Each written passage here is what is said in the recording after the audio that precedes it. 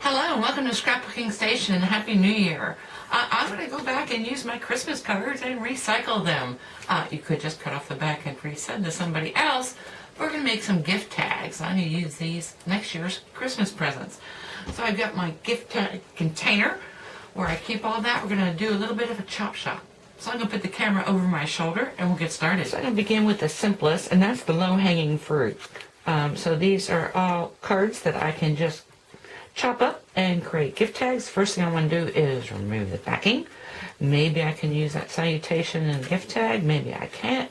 So let me split those up and trim them out. Do some corner punching, and I'll be back. I really did surprise myself at how many tags I came up with from just those couple of cards. Anyway, so this is the simplest. I just took the focal image, scripted some to from, added a little bow, and I'm going to, these flat cards, this one actually had some ink damage, so this one needs to go right on the package, and sometimes the card front or back will lead the way. I've got double-sided Sizzix that I actually punched with a tag punch, but you can cut little squares, and this one, when you want to use it, you just peel and stick. Now, I did use the interior to kind of update an older tag, so this was a tag I used on a package, had something else hanging out. You know what? Moved some of my embellishments and rebacked it, and this is ready to go too. And I don't know what I'm going to do with that yet. Let's look at this, because this was actually one of my least favorite cards, and then I'm getting 3 tags out of it. So, use my tree punch, and let's see if you can see this. I'm going to move in a little bit. So, use my tree punch and a pocket 3 accents. So I've just got this one single tag. Again, this is going to be a flat tag, so I use my double stick. So peel and stick. Punched out a couple trees, scored them, laid them back to back, and of course you can add some things. So I've got my to from stamp, and I added some silver, what is this called? Glitter glue? Silver dazzling details from Stampin' Up, but it's basically glitter glue.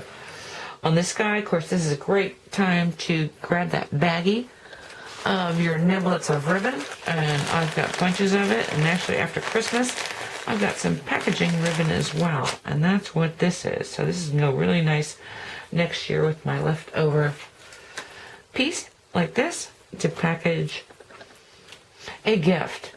And this is opening, so this is cut about 5 inches by 1.5, and yeah, use your stamps to go ahead and coordinate. So Silent Night, I know I have All Is Calm, All Is Bright. Really pretty.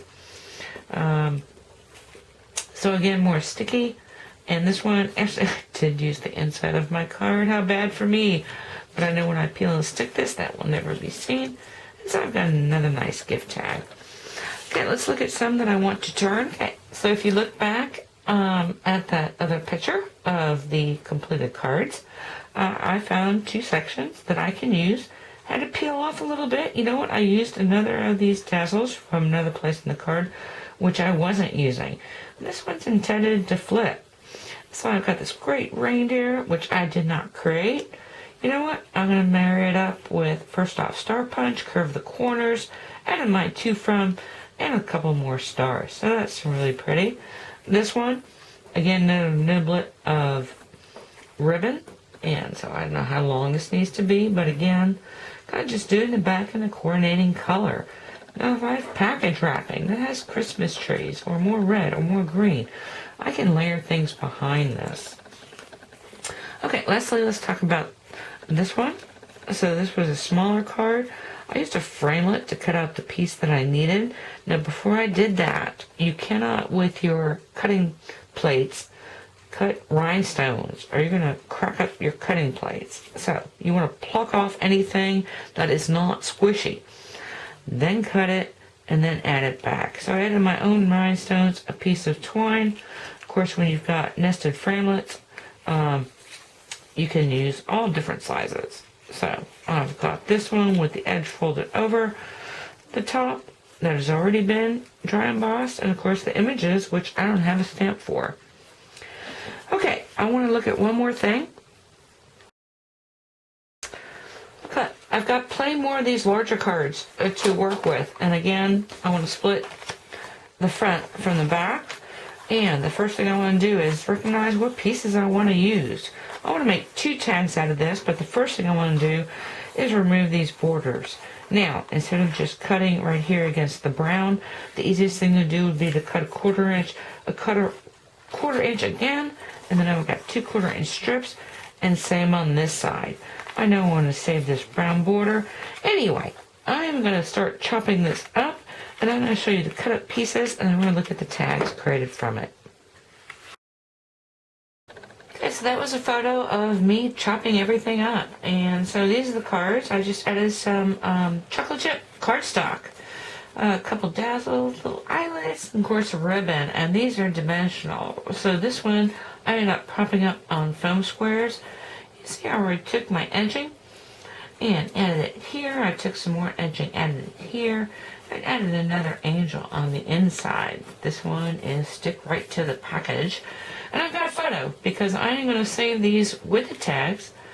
And I did something like this because if you are wrapping and you want to draw attention to your gift tag, there's nothing like coordinating pieces to do that. And that'll probably come more to the end of next year. Here's the other piece. So again, kind of the same thing, clip some corners. This time I used the innies of my cardstock, so these leftovers are great for adding dimension, and also just scrap paper, really, if you're not going to use them for anything else. Anyway, I've got a couple more cards to go. These are them, and another one which I don't even think I'm going to use for Christmas. This would be great anytime. It'd be great in a scrapbook page to hold a photograph, so something to think about. Anyway, I hope you took something with you that you can use in your own paper crafting. Thank you for watching.